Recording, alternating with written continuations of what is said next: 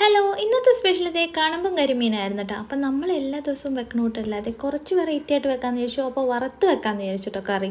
അങ്ങനെ വറക്കാനായിട്ട് ഇതേ മീനും പുരട്ടണമല്ലോ. അപ്പോൾ അതിനായിട്ട് ഇതേ മുളക് പൊടിയും മഞ്ഞൾപ്പൊടിയും ഉപ്പും കൂടി ഇട്ടിട്ട് പുരട്ടിയിട്ട് നമ്മളത് അപ്പം തന്നെ ഫ്രൈ ചെയ്തിട്ട് കുറച്ച് നേരം വെക്കണതൊക്കെ നല്ലതാണ്. നമുക്ക് ടൈം ഉണ്ടായിരുന്നില്ല. അങ്ങനെ എല്ലാ മീനും ഇതേ ഫ്രൈ ചെയ്ത് ഏകദേശം മാറ്റി വെച്ചിട്ടുണ്ട്. എന്നിട്ട് നമുക്ക് വേറൊരു ചട്ടി എടുത്തിട്ട് അതിലോട്ട് നമുക്കിനി കറി വെക്കാനുള്ള പരിപാടിയിലോട്ട് എടുക്കാം. അതിനായിട്ട് വെളിച്ചെണ്ണ ഒഴിച്ചു. ബാക്കി സവാളയും പച്ചമുളകും ഇഞ്ചിയൊക്കെ ഇട്ടിട്ട് നമ്മളതൊന്ന് വാടിക്കഴിഞ്ഞിട്ട് തക്കാളി ഇട്ടാൽ മതി. അങ്ങനെ തക്കാളി കൊണ്ട് വേണ്ട കഴിയുമ്പോൾ നമുക്ക് മുളക് പൊടിയും മഞ്ഞൾപ്പൊടിയും കൂടി ഇട്ട് കൊടുക്കണം. അത് കഴിഞ്ഞിട്ട് എന്താ ഒന്നാം പാല് മാറ്റി വെച്ചിട്ടുണ്ടായിരുന്നു, കുറച്ച് മാറ്റി വെച്ചിട്ടുണ്ടായിരുന്നുള്ളൂ കേട്ടോ ഒന്നാം പാല്.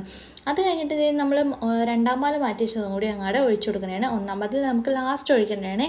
അങ്ങനെ ഇതേ ഒഴിച്ച് കഴിഞ്ഞിട്ട് നമുക്ക് ഇനി 2 കുടംപുളിയും കൂടി ചേർത്ത് കൊടുക്കണം. അങ്ങനെ കുടംപുളിയും കൂടി ഇട്ടിട്ട് അതൊന്ന് തിളച്ച് കഴിയുമ്പോൾ നമുക്ക് ഉപ്പും കൂടി ഇട്ട് ഒന്ന് ഇളക്കി കൊടുക്കാം കേട്ടോ. അത് കഴിഞ്ഞ് നമ്മുടെ വറുത്ത മീൻ ഓരോന്നായിട്ട് ഇങ്ങനെ പെറുക്കി ഇട്ട് കൊടുക്കണം. അങ്ങനെ മീനൊക്കെ തേയിട്ട് കഴിഞ്ഞപ്പോൾ എല്ലാ മീനും കിടക്കാൻ സ്ഥലം ഉണ്ടായിരുന്നില്ല കേട്ടോ. അങ്ങനെ ദേ കുറച്ച് മീനൊക്കെ അഡ്ജസ്റ്റ് ചെയ്തൊക്കെ ഞാൻ വെച്ചിട്ടോ. അങ്ങനെ എല്ലാ മീനും ഇട്ട ശേഷം കുറച്ച് നേരം തിളച്ച് കഴിഞ്ഞപ്പോൾ നമ്മൾ ഒന്നാം പാൽ അങ്ങോട്ട് ഒഴിച്ചു കൊടുത്തു.